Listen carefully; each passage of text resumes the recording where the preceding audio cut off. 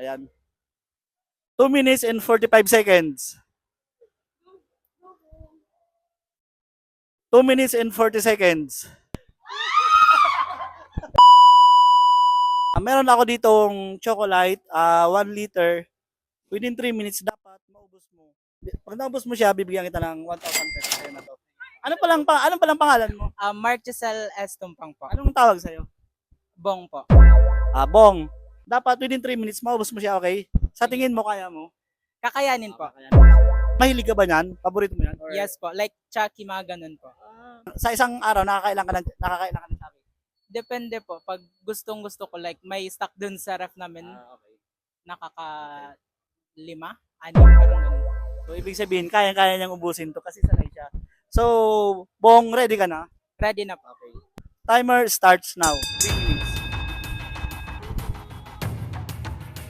Let's go. Tingnan natin kung kayang maubos ni Sir Bong. Chocolate within 3 minutes. Ayan.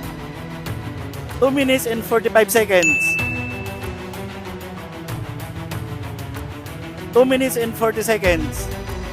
Madami ka pang time, Bong. Pwede mong i-relax. Pwede kang mag-relax. Madami ka pang time. Wala ka pang naubos na 1 minute. 30 seconds pa lang naubos mo. 2 minutes and 25 seconds. Wala na, paubos na. Pag wala nang laman ng bibig, ano na lang. 2 minutes and 19 seconds.